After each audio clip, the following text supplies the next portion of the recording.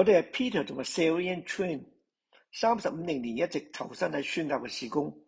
我哋曾經有好多國家服侍，但係今日我哋係專注喺巴拿馬、印尼同埋烏克蘭。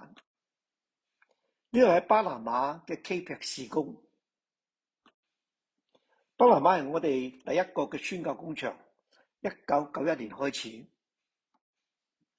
35年前，巴拿馬大約有15萬嘅華人，只有2間嘅華人教會。但今日巴拿馬大約有35萬嘅華人，並且超過20間嘅華人教會。我哋其中一個好緊要嘅事工喺巴拿馬，係巴拿馬基督教仁愛書院 PCA。呢個係一個3語嘅基督教學校，大約有800個學生，其中75%係來自華人嘅家庭。感謝神，多年嚟好多學生喺 PCA 校園入邊認識咗耶穌。喺印尼入邊嘅 Capex 事工，因為2011年嘅911事件同埋2004年嘅南亞海嘯，神喺2005年就帶領我哋去到印尼，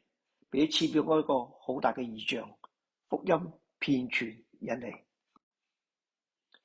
印尼有2億8800萬嘅人口，分佈喺大約17000個島上面，有1300幾個民族，有700幾種語言，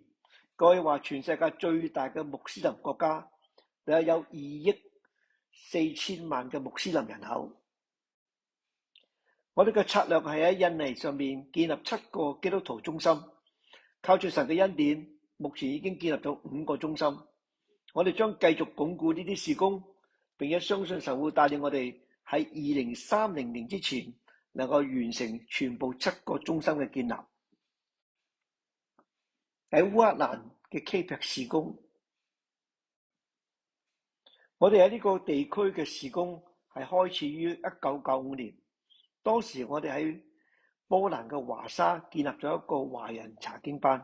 到今日呢個事工已經發展到成為一間大約有200個會友嘅華人教會。自從2022年俄烏戰爭爆發之後，我哋一直喺波蘭幫助烏克蘭嘅難民。喺過去4年半入邊，估計已經超過10萬嘅烏克蘭人喪失咗生命，留下好多破碎嘅家庭，同埋成千上萬嘅孤兒同埋寡婦。今日我哋透過唔同嘅事工喺波蘭同埋烏克蘭2個地方服侍烏克蘭嘅人。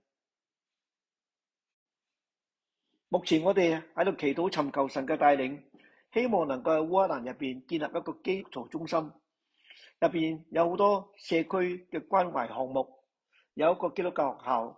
同埋有啲地方可以動員信徒參加服侍各項嘅事工。我哋祈禱戰爭早日能夠結束，